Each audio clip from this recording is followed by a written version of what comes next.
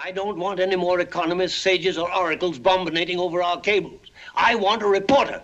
Somebody who doesn't know the difference between an ism and a kangaroo. What a curious idea that the person best suited to deal with a crisis is someone who knows very little about it and cares even less. And yet that seems to be the premise of Alfred Hitchcock's Foreign Correspondent, a diverting caper set right before the outbreak of World War II and released in the early days of the Battle of Britain. Were you really going to tip that man £5? Why, of course. I charge all my traveling expenses to the office. Corrupting an official, £5. You're just a wee bit unscrupulous, aren't you? No, scrupulous. Just in love. Joel McCrea plays Johnny Jones, or Huntley Haverstock, depending on who you ask, an American beat reporter sent over to Europe on the brink of war to figure out just what's going on. Jones arrives in London and meets a curious array of characters. First off, a fellow journalist, a rather dissolute fellow, played by Robert Benchley. Yeah, I'm on the wagon. I went to the doctor today to see about these jitters I got, and he said it was the wagons for a month or a whole new set of organs. There's Herbert Marshall playing a mysterious continental peacenik. Very determined woman, my daughter. Lorraine Day as Fisher's daughter Carol, also a passionate peacenik and Haverstock's love interest. And the incomparable George Saunders as Stephen Folliot, that's with 2 F's. He seems to be a very fine fellow. One of my ancestors had his head chopped off by Henry VIII, and his wife dropped the capital in a letter to commemorate the occasion. There it is.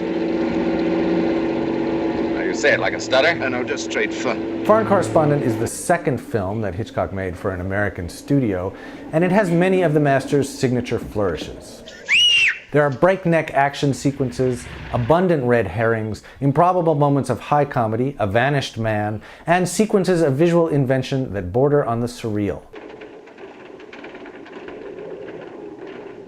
McCrea also plays a fairly familiar kind of Hitchcock hero. He's the wrong man, caught up in intrigue that he doesn't quite understand. And Haverstock, or Jones, also has a lot in common with other Hollywood heroes of the same era. Think of Bogart in Casablanca, for example. He's a detached American who overcomes his isolation and gets involved in the struggle to save the world. I thought you were a newspaper man, Haverstock. Well, that doesn't include kidnapping your fiancée where I come from. It would if your country were at stake. Well, this isn't my country. Well, it's your story, and don't be so gloomy about it. As a matter of fact, she doesn't even have to know what you're doing. Just keep her amused for a few hours. There's something irreverent about his attitude through the whole thing, and Folliot's as well. For a couple of guys caught up in a global catastrophe, they seem to be having a pretty good time. And the movie is also a lot of fun, but it's never frivolous or simply escapist.